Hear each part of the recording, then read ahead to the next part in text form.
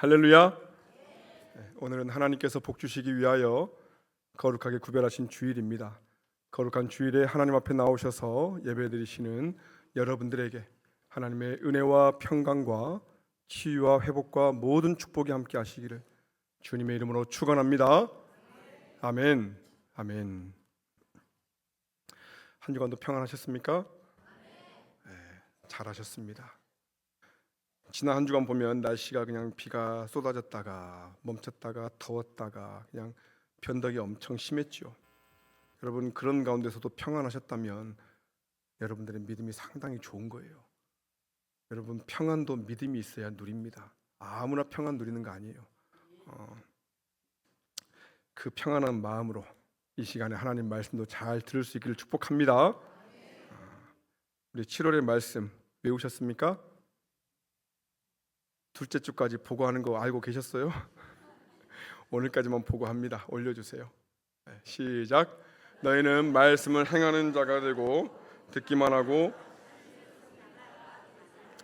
야고보서 1장 22절 말씀. 아멘. 아멘. 우리가 고백한 대로 우리 옆에 보면서 이렇게 인사합시다. 말씀을 행하는 자가 됩시다. 시작. 말씀을 행하는 자가 됩시다. 아멘. 아멘. 그럼 말씀을 행하는 자 되기를 주님의 이름으로 축복합니다. 아멘. 여러분 우리가 사는 세상을 보면은 참 엄청나게 많은 뉴스들이 있지요. 뉴스의 홍수 속에 살고 있어요. 근데 문제는 우리가 보고 듣는 뉴스가 다 진짜가 아니라는 거예요. 소위 말하는 가짜 뉴스가 세상에 판칩니다. 제가 커피 맛은 잘 몰라요. 근데 커피는 즐겨 마시거든요. 근데 어떤 영상을 보면은 하루에 한 잔 커피는 정말 필요하다, 막 그런 영상이 있어요. 그리고 또 어떤 영상은 하루에 3-4잔까지 괜찮다. 이런 영상을 보면 되게 마음이 평안해집니다. 그래, 커피가 참 좋구나. 근데 또 어떤 영상 보면요, 커피 마시면 안 좋대요. 뭐에 안 좋고 그냥 몸에 안 좋대요. 그래도 어차피 마실 거지만 마음은 불편해요. 둘 중에 하나는 지금 거짓말 누가 하는 거예요. 그러잖아요. 누군가는 거짓말 하는 겁니다. 뭐가 맞는 건지 모르겠어요. 뭐 이런 건 그렇다 쳐도 여러분 가짜 뉴스 중에 심각한 것들도 있죠. 특별히 몇 년 전에 전 세계적으로 코로나가 이렇게 뒤덮었잖아요. 그때 이 코로나 시대 때 가짜 뉴스가 얼마나 판친지 아십니까? 여러분 코로나 시대 이 가짜 뉴스의 가장 큰 피해자가 여러분 교회라는 사실을 아세요? 어떻게 아세요? 여러분 2020년 그때 코로나가 이렇게 시작을 했는데 그때 어떤 제목의 뉴스들이 막 이렇게 막 언론을 타서 나왔냐면은 교회발 집단 감염 심각. 그래서 그냥 여기저기서 그냥 대형 교회들을 통해서 이 코로나가 집단 감염 발발했다고 난리가 아니었어요. 모두가 교회를 욕했습니다. 저도 사실 이 뉴스들 매일 볼 때는요, 아 진짜 교회가 집단 감염의 원흉이구나 이런 생각이 들더라고요. 그 당시 제가 사역했던 교회는요, 코로나 기간에도 어떻게든 그냥 다 모여가지고 예배를 드리는 교회였어요. 제가 부목사였음에도 불구하고 그렇게까지 막 하는 그것을 이게 참 이해가 안 되고 참 교회가 덕이 안 된다 이런 마음이 사실 제 안에 있었거든요. 근데 그 다음에 반전이 일어나는데 2021년 2월 1일에 정부가 이런 발표를 합니다. 사실 대면 예배를 통한 확산은 거의 없었다. 예배 중에 감염은 없었다. 종교시설에서 8.2%, 여기서 종교시설이라고 하는 것은 우리 기독교의 교회뿐만이 아니라 천주교의 성당 그리고 불교의 법당 다 포함되는 거예요. 저 정도밖에 안 됐다는 겁니다. 또 질병관리청이 뭐라고 발표했냐면 사실 교회발 코로나는 없었다. 근데 이게 상식적으로 맞는 게 그 당시에 교회는 정말 다 검사하고 거리두기 하고 오히려 뭐 버스나 전철이 훨씬 더 심각했지요. 근데 교회만 어떻게든 부각이 됐어요. 그래서 이 1년 내내 가짜 뉴스에 우리가 중독되다 보니까요, 사람들은 여전히 교회가 코로나의 원흉이구나 다 그런 생각을 하고 있어요. 아마 여러분들 중에도 그런 생각하고 있을걸요. 여러분 세상은 교회 편이 아닙니다. 세상은요 교회 편이 아니에요. 이 가짜 뉴스 때문에 나중에 아니라고 이렇게 나왔음에도 불구하고 여전히 사람들의 생각이 잘 바뀌지 않지요. 그래서 국민들한테 이 코로나에 있어서 교회의 책임이 어느 정도냐, 교회의 책임이 70% 이상이라고 그 얘기하는 사람이 한 50%가 됩니다. 50%. 엄청난 거죠. 그러니까 뭡니까? 이 가짜 뉴스 때문에 한국 교회는요, 코로나를 거치면서 신뢰도가 완전히 급락해요. 다 교회 욕하잖아요. 코로나 이후에 교회 안 다니는 사람들이 얼마나 많은지 모릅니다. 그럼에도 여러분들은 코로나가 끝났음에도 불구하고 이렇게 교회 나왔으니 얼마나 귀한 믿음입니까? 이럴 땐 아멘 하세요. 아멘. 여러분, 우리가 가짜 뉴스에 속으면 안 돼요. 근데 더 심각한 건 이런 세상만이 아니라 교회 안에서도, 우리가 신앙생활하면서도 이 말씀 가운데도 우리가 잘못 알고 있는 가짜 뉴스가 있다는 거죠. 대표적인 가짜 뉴스가 오늘 본문과 관련된 내용입니다. 그것은 뭐냐면, 오직 믿음으로 우리는 구원받기 때문에, 오직 믿음으로 구원받으니까 우리의 행위는 전혀 필요 없다는 거예요. 우리의 행동은 아무렇게나 살아도 상관이 없다. 왜? 나는 믿음으로 구원받았으니까. 믿기만 하면 된다는 겁니다. 그래서 이런 책도 있어요. 행함으로 믿음을 증명해 보이라는 율법주의를 철저히 경계해야 된다. 행함으로 내 믿음을 증명해 보이려고 하는 이것을 율법주의라고 얘기합니다. 믿음을 강조하고 싶어서 얘기한 것인지는 모르겠지만 행함을 완전히 배척하고 있어요. 행함을. 제가 야고보서 첫 번째 설교할 때 그 종교개혁자 루터 이야기를 제가 잠깐 드렸었는데, 루터가 이런 생각에 사로잡혀 있었어요. 오직 믿음. 이 종교를 개혁하면서 솔라 피데, 오직 믿음만 외치면서 믿음만 이렇게 얘기하다 보니까, 근데 야고보서를 보는데 행함을 자꾸 얘기하거든요. 그래서 그러면 루터가 이게 또 다른 하나님의 뜻이 있구나, 이것을 깨달아야 되는데 그냥 야고보서는 지푸라기 같이 쓸모없는 서신이다 이렇게 딱 차단해 버립니다. 폄하해 버리죠. 여러분, 믿음만 있으면 됩니까? 믿음만 있으면 됩니까? 행위는 필요 없습니까? 조금 어렵지요. 여러분, 사실 엄밀히 따지면 믿음만 있으면 돼요. 믿음만 있으면 되는데, 중요한 건 뭐냐? 그 믿음이 진짜인지 가짜인지 어떻게 알 수 있냐는 겁니다. 믿음만 있으면 되는데 그 믿음이 진짜 믿음이어야 한다는 거죠. 너희는 믿음에 있는가 너희 자신을 시험하라, 성경이 말씀합니다. 너희가 진짜 믿고 있는지 스스로 점검하라는 거예요. 성경이 말씀하고 있어요. 여러분의 믿음을 자신할 수 있습니까? 내 믿음이 살아있는 진짜 믿음인지 아니면 죽어버린 믿음인지 여러분 어떻게 확인할 수 있는가? 여러분, 이런 의미에서 오늘 야고보서 말씀은 너무너무 중요합니다. 여러분, 야고보서는요, 예수 그리스도를 믿는 믿음만으로 부족하다 이런 얘기를 하고 있는 게 아니에요. 진짜 믿음, 살아있는 믿음에 대해서 얘기하고 있습니다. 그러므로 우리가 믿음으로 구원받았으니 행위는 필요 없다. 여러분, 이것은 가짜 뉴스예요. 믿음과 행위는 같이 가는 겁니다. 여러분, 속지 않기를 바랍니다. 여러분, 오늘 말씀을 통해서 우리 안에 혹시 굳어져 버린 이런 거짓 가짜 신앙이 있다면 다 사라지고 온전히 우리 신앙이 예수님 안에서, 말씀 안에서 더 건강해지고 살아나게 되기를 주님의 이름으로 축복합니다. 아멘. 첫 번째는 믿음의 생사 여부를 확인할 수 있는 기준은 말이 아니라 행함에 있다는 겁니다. 읽어볼게요. 시작.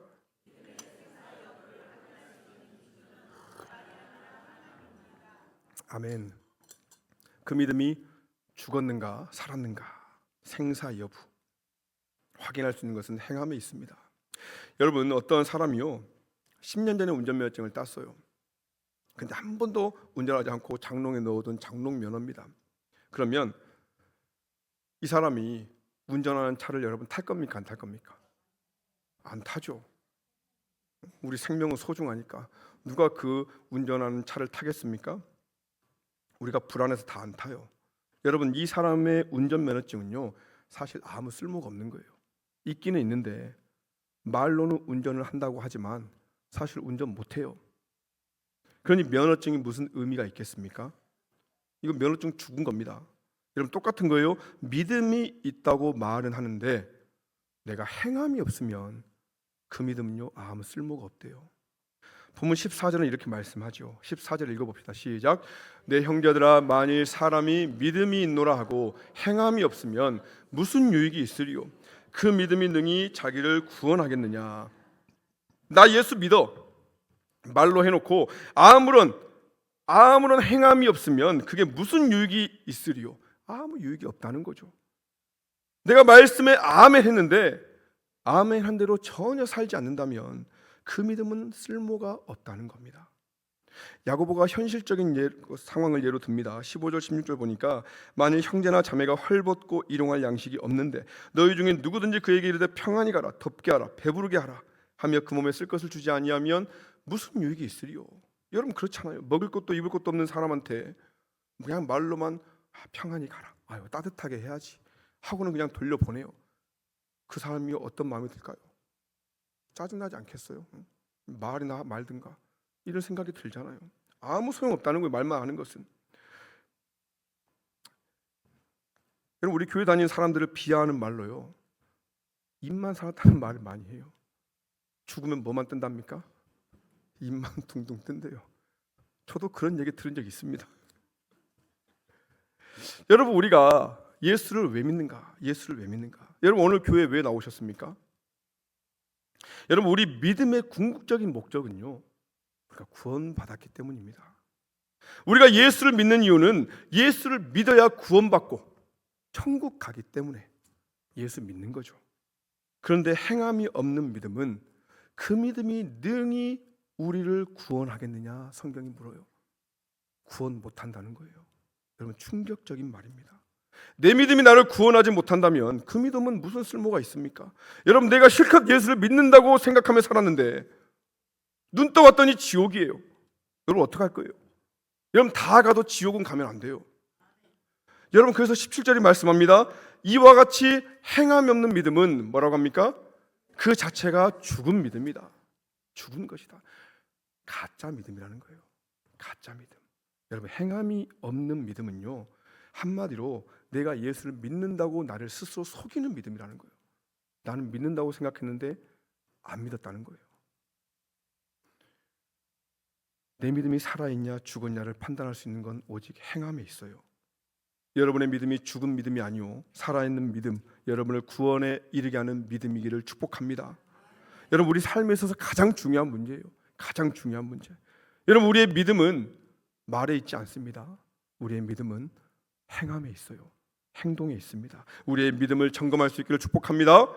그래서 두 번째, 우리 살아있는 믿음은 뭘로 증명되는가? 반드시 삶으로 증명된다는 거죠. 읽어볼게요. 시작.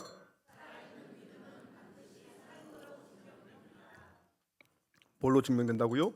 삶으로 증명됩니다. 18절 말씀 보니까 어떤 사람은 말하기를 너는 믿음이 있고 나는 행함이 있으니 행함이 없는 내 믿음을 내게 보이라. 나는 행함으로 내 믿음을 너에게 보이리라 하리라. 나는 행함으로 내 믿음을 너에게 보여주겠다. 오직 행함으로 우리의 믿음을 보여줄 수 있다는 말이에요. 여러분 믿음이 눈에 보입니까? 안 보입니까? 안 보이죠. 안 보여요. 근데 보여질 수 있어요. 무엇으로 가능합니까? 행함으로, 삶으로 우리의 믿음을 보여줄 수 있습니다. 여러분 예수 믿으십니까? 그 믿음을 어떻게 보여줄 거예요? 여러분의 삶으로 보여줄 수 있기를 축복합니다. 그 믿음을 보여준 교회가 성경에 나오지요. 바로 데살로니가 교회였는데, 여러분 데살로니가 전서 1장 3절에 보면은 너희의 믿음의 역사와 사랑의 수고와 우리 주 예수 그리스도에 대한 소망의 인내를 우리 하나님 아버지 앞에서 끊임없이 기억한다. 바울이 데살로니가 교회 성도들의 믿음과 사랑과 소망을 칭찬하면서 저 글을 썼어요. 여러분 믿음과 사랑과 소망이 눈에 보입니까? 안 보입니까? 안 보이지요. 그래서 지금 바울이 그 뒤에 하나씩 하나씩 덧붙이고 있어요. 믿음의 뭐라고 말씀해요? 믿음의 역사, 믿음의 역사, 사랑의 수고, 소망의 인내. 이 믿음의 역사에서 역사는요, 히스토리를 얘기하는 게 아니라 일한다의 그 역사라는 의미예요. 한마디로 믿음은 내가 믿으면 뭐합니까? 주의 일을 감당하는 거예요. 내가 예수를 믿으면 예수님의 일을 한다는 겁니다. 내가 예수님을 믿으면 주님이 나에게 맡겨주신 사명을 감당하는 거예요. 사명을 감당함으로 나의 믿음을 보여주는 거예요. 여러분 사랑도 눈에 안 보이지만 뭘로 한다고 했어요? 사랑의 수고, 사랑의 수고. 여러분 사랑하면 그 사람을 위해서 뭐 합니까? 수고하지요. 가정에서 부모가 수고해요. 사랑하는 가족을 위해서 엄마가 수고합니다. 사랑하니까 수고하는 거죠. 사랑한다고 하루에 100번씩 얘기하는데 그 사람을 위해서 아무런 수고를 하지 않아요. 사랑해. 근데 수고하지 않아. 사랑해. 그럼 여러분 뭐라고 하겠어요? 아, 시끄러. 듣기 싫어. 왜? 그 사랑은 가짜거든요. 말로는 사랑한다고 하는데 사랑하는데 아무것도 안 해요. 수고하지 않아요. 가짜라는 겁니다. 사랑이 보이지 않아요. 여러분, 소망하면요 뭘로 나타납니까? 인내함으로 나타납니다. 인내함으로. 여러분, 예수님이 다시 오실 것이라는 이 소망이 있는 자들이 이 세상에서 믿음을 지킬 수 있는 거예요. 이 세상에서 인내할 수 있는 겁니다. 신앙생활하면서 이 소망이 있는 자만 내가 좀 속이 상해도, 내가 좀 뜻대로 안 돼도 그 자리를 지키는 거예요. 여러분, 군인들이 어떻게 그 인내하면서 기다릴 수 있습니까? 제대라는 소망이 있으니까 참고 인내하는 거예요. 그 소망이 없으면 어떻게 견디겠어요? 제가 제자훈련 때 자주 하는 이야기인데, 여러분, 성춘향이 이몽룡이 다시 올 거라는 그 소망이 있으니까 변학도의 그 숙청을 거부하는 거예요.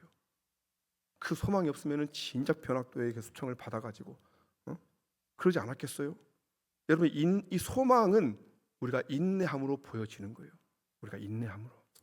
여러분, 그런 의미에서 이 믿음과 이 행함의 관계는요, 뿌리와 열매의 관계로 볼 수 있어요. 뿌리와 열매. 여러분, 뿌리와 열매는 연결되어 있습니까? 끊어져 있습니까? 연결되어 있지요. 여러분, 사과나무에 뿌리면 그 열매는 뭐가 맺힐까요? 감이 맺힐까요? 배가 맺힐까요? 사과가 맺히는 거예요. 왜? 뿌리가 사과니까 열매도 사과가 맺히는 거죠. 여러분, 우리 믿음의 뿌리가 예수 그리스도이면 우리 삶의 열매도 예수 그리스도가 나오는 겁니다. 예수 그리스도를 닮은 삶이 나타나는 거예요. 그래서 성경에서 여러분, 믿음의 장 하면은 히브리서 11장이죠. 히브리서 11장에 믿음의 대표적인 사람들을 다 나타내는데 거기 공통점이 있어요. 그들은 다 자기 삶으로 믿음을 보여주었다는 겁니다. 믿음이 삶으로 보여줬어요. 믿음으로 아벨은 하나님께 더 나은 제사를 드렸고, 믿음으로 노아는 방주를 만들었어요. 믿음으로 아브라함은 부르심을 받았을 때 내가 갈 바를 알지 못하지만 순종하여 나아갔다는 겁니다. 그 외에도 다 그 믿음으로 자기의 삶을 어떻게 살았는가 성경은 말씀하고 있어요. 여러분, 우리의 믿음은 우리의 삶으로 보여지게 되어 있습니다. 믿음은 우리의 행위로 연결될 수밖에 없어요. 여러분, 믿음은 그저 내가 믿습니다, 아멘, 소리 지르는 것이 아닙니다. 그렇다고 이제부터 아이고 아멘 안 해야지, 꼭 쓸데없이 이런 것만 적용을 잘하는 사람들이 있어요. 여러분, 무슨 의미인지 아시잖아요. 아멘하고 끝나지 마시고, 아멘 중요합니다. 아멘 했으면 그 아멘이 우리 삶으로 이어지게 되어야 하는 것이죠. 그게 진짜 믿음, 살아있는 믿음이라는 겁니다. 여러분, 찰스 블론딘이라는 사람이 있어요. 이 사람이 나이아가라 그 폭포, 그를 줄로 매달라 가지고 그 줄로 건너기로 유명한 사람인데 1859년에 이 사람이 나이아가라 폭포에 줄 매달아서 왔다 갔다 하니까 얼마나 유명했겠어요. 이 사람이 가는 곳마다 사람들이 구름대처럼 몰려듭니다. 어느 날도 이제 이 사람이 폭포에 줄을 걸고 이제 딱 건너기 전에 그 몰려든 사람에게 얘기합니다. 여러분, 내가 오늘 또 이 길을 걸어갈 수 있을 거라고 믿습니까? 사람들이요, 네, 믿습니다. 막 박수치면서 환호성을 지르면서 막 소리 질러요. 이 찰스 블론딘 사람이, 이 사람이 다 건너요. 그리고는 또 이제 돌아올 때 눈을 가리고 건넙니다. 여러분, 내가 눈을 가리고 걸어도 건널 수 있다고 믿습니까? 네, 믿습니다. 눈을 가리고 또 건넙니다. 막 수레를 끌고도 또 건너요. 다 믿습니다 소리칩니다. 그래서 이 찰스 블론딘이, 여러분, 제가 혹시 등에 사람을 태우고도 건너갈 수 있다고 믿습니까? 사람들이 네, 믿습니다 막 소리 지릅니다. 이 사람이요, 그러면 내 등에 엎혀서 갈 사람 있으십니까? 이 말에 모든 사람들이 침묵하면서 고개를 땅바닥에 딱 내립니다. 여러분, 수업 시간에 선생님이 막 이야기하다가 이 문제 풀어볼 사람 하면은 다 같이 고개를 들어요. 제자 훈련하다가 질문하면요 고개를 다 숙여요. 왜? 괜히 눈 마주쳤다가 걸리면 안 되니까, 하기 싫으니까 다 고개 숙여. 여러분, 그때 제가 가겠습니다. 한 사람이 손을 듭니다. 찰스 블론딘의 매니저였던 해리 콜코드라는 사람이었는데, 그래서 이 사람이 그 블론딘의 등에 옆에서 그 나이아가라 폭포를 건너게 돼요. 네, 저렇게 딱 건너게 됩니다. 대단하지요. 여러분, 뭐가 믿음이냐는 거예요. 여러분, 믿음은 소리치는 게 믿음이 아니에요. 믿는다고 외치는 게 믿음이 아닙니다. 박수 치는 게 믿음이 아니에요. 믿음은 행함으로만 보여지는 겁니다. 저 사람은 진짜 믿었기 때문에 등이 옆에서 간 거죠. 여러분, 오늘 성경은 충격적인 말을 하는데 행함이 뒤따르지 않을 때 그저 말로만 있는 이 믿음을 무슨 믿음이라고 하는가? 19절 읽어봅시다. 19절 시작. 내가 하나님은 한 분이신 줄을 믿느냐? 아멘. 잘하는도다. 귀신들도 믿고 떤다. 귀신의 믿음이래요. 여러분, 귀신도 하나님을 압니다. 그래서 하나님을 두려워해요. 예수님이 이 땅에 오셨을 때 모든 귀신들이 두려워 떨어요. 사람들은 모르는데 귀신을 알아가지고 당신은 하나님의 아들 아닙니까? 예수를 명하니까 다 떠나가요. 왜? 귀신은 알아요. 오히려 우리가 모르지. 근데 여러분, 귀신은요, 아는데 중요한 것은 하나님께 순종하지 않아요. 아는데 하나님께 순종하지 않습니다. 여러분, 귀신이 왜 하나님을 아는데도 순종하지 않는 줄 아십니까? 귀신의 믿음이 온전치 않기 때문이죠. 여러분, 사도행전 2장 36절에 보면은 너희는 십자가에 못 박힌 이 예수를 하나님이 뭐라고 합니까? 주와 그리스도가 되게 하셨느니라 하니라. 여러분, 이게 우리의 믿음입니다. 우리의 믿음이 뭐냐면 예수님을 주와 그리스도로 믿는 믿음이 우리의 믿음이에요. 여러분, 대부분 사람들은요, 예수님을 그리스도로 믿습니다. 그리스도는 우리를 구원해 주신 구세주라는 뜻이에요. 예수님이 나를 구원해 주셨음을 믿습니다. 여기는요, 모두가 아멘하면서 예수님 나의 구세주지 다 믿어요. 근데 그 다음 예수님을 나의 주는 나의 주인이요 나의 왕이란 뜻이에요. 예수님을 나의 주인이고 주인으로 왕으로 믿는다는 믿음에는 많은 사람들이 아멘하지 않습니다. 그러니까 예수님의 말씀에 순종하지 않는 거예요. 예수님이 나를 구원해 준 것은 알겠는데 예수님이 나의 주인이 아니기 때문에 순종하지 않습니다. 근데 이게 귀신의 믿음이래요. 지난 수요예배 때 제가 소개해드린 책인데 강아지 성도 고양이 신자라는 책이 있어요.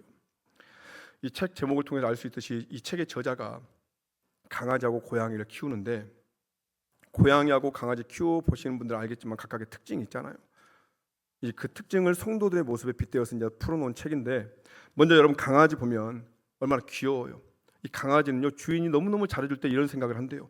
야, 우리 주인이 이렇게 나를 지극정성으로 이렇게 잘 해주는 걸 보면은 우리 주인은 하나님임에 틀림이 없어. 걔가 진짜 그렇게 생각하는 게 아니라 이 저자가 그렇게 생각을 했대요. 여러분, 얼마나 참 믿음이 귀한 강아지입니까? 착하잖아요. 근데 그에 반해서 고양이는요, 우리 주인이 나를 이렇게 지극정성으로 잘해주는 것을 보면은 내가 하나님임에 틀림이 없어. 내가 하나님이구나. 내가 하나님이니까 이 주인이 나한테 이렇게 잘하는구나. 이렇게 생각한대요. 고양이 보면 생긴 것도 강아지보다 훨씬 더 까칠하게 생겨가지고 생각하는 것도 아주 괘씸해요. 여러분, 그래서 보면요, 강아지는요, 오라고 하면 언제든지 옵니다. 고양이는요, 오라고 하면 지 기분 내킬 때만 와요.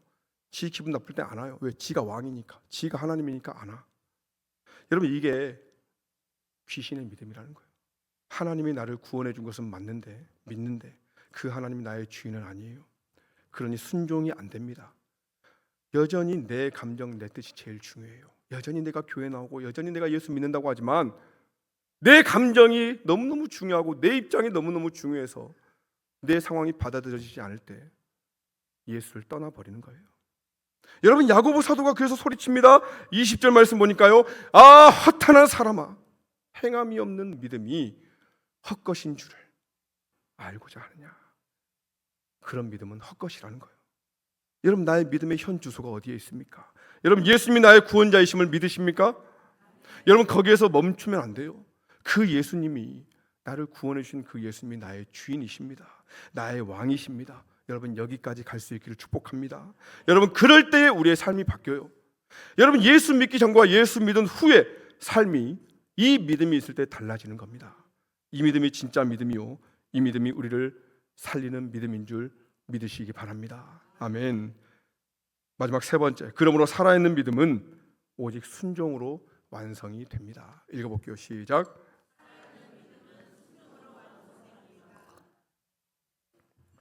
여러분, 야고보는 이 순종하는 믿음, 행함이 있는 믿음이 얼마나 중요한지 설명하면서 두 사람을 예로 듭니다. 먼저 21절 보면은 우리 조상 아브라함이 그 아들 이삭을 제단에 바칠 때에 행함으로 의롭다 하심을 받은 것이 아니냐, 아브라함을 이야기하죠. 그 다음에 25절 보니까 또 이와 같이 기생 라합이 사자들을 접대하여 다른 길로 나가게 할 때에 행함으로 의롭다 하심을 받은 것이 아니냐, 라합을 이야기합니다. 근데 여러분, 사실 우리가 믿음을 이야기하면서 아브라함을 예로 드는 것은 조금 이해가 돼요. 아브라함은 믿음의 조상이잖아요. 근데 라합은 조금 의외입니다. 아니, 성경에 믿음의 사람들이 얼마나 많은데, 다윗도 있고 모세도 있고 여호수아도 있고 다 있잖아요. 근데 라합을 이야기해요. 여러분, 아브라함과 라합은요 사실 엄청 대조적인 사람입니다. 아브라함은 말씀드린 대로 믿음의 조상이에요.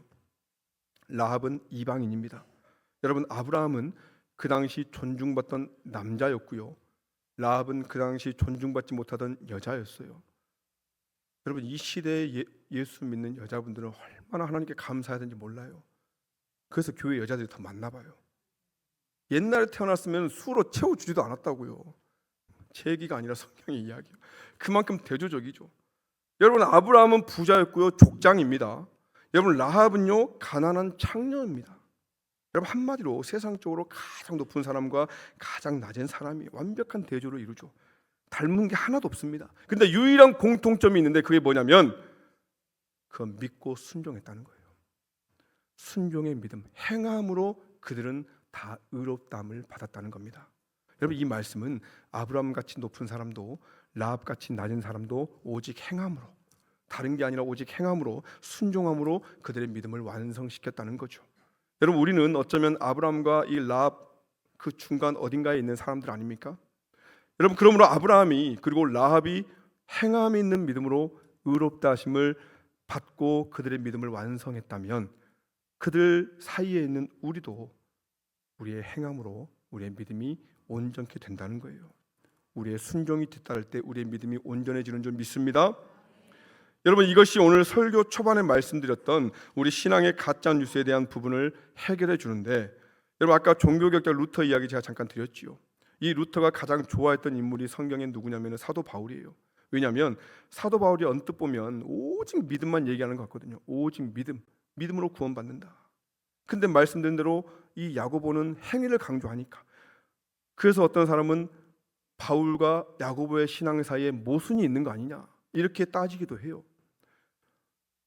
바울이 이런 말씀을 했죠. 우리가 잘 아는 말씀인데 에베소서 2장 8절로 9절에 보니까 너희는 그 은혜에 의하여 믿음으로 말미암아 구원을 받았으니 이것은 너희에게서 난 것이 아니요 하나님의 선물이라.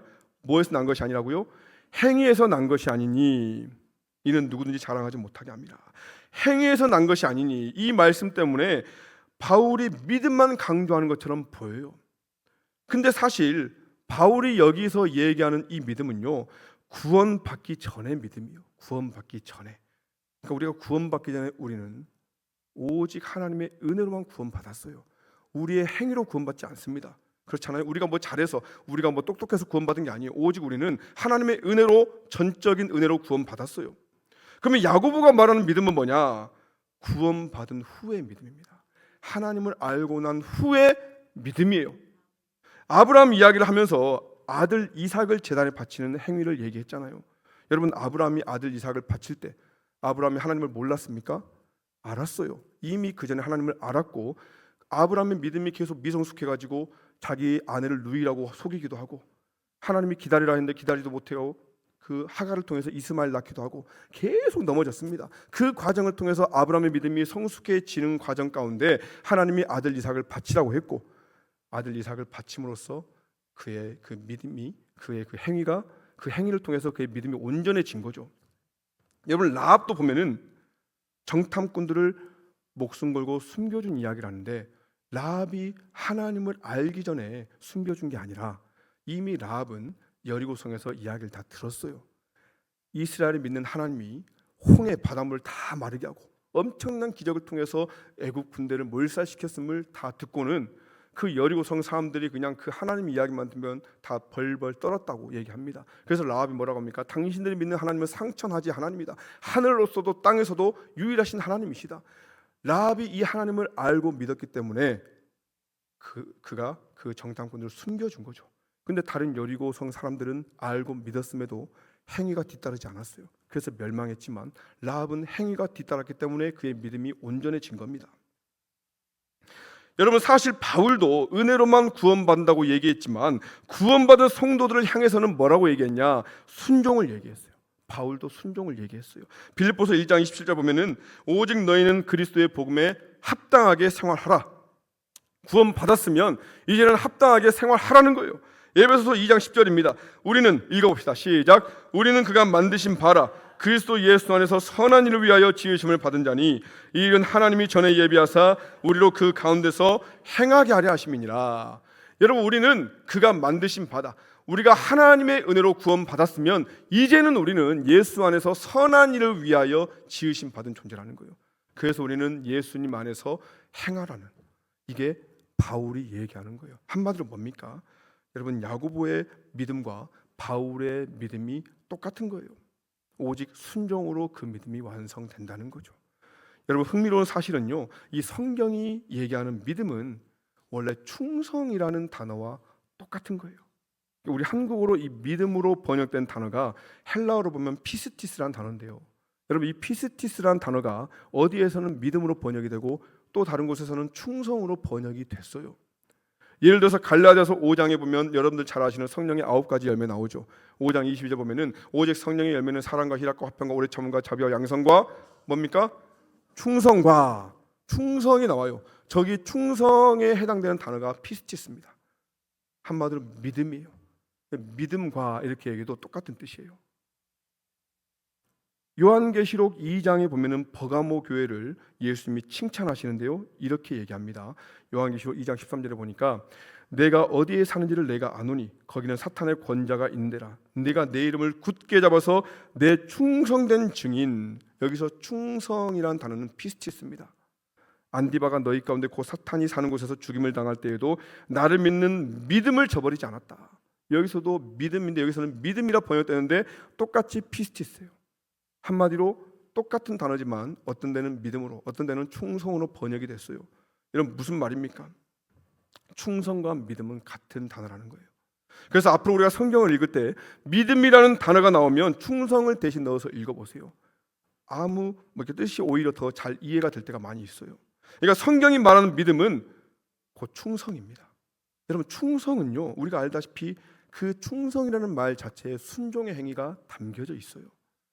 그러니 여러분, 성경은 행함을 배제한 믿음을 처음부터 얘기하지 않는 거예요.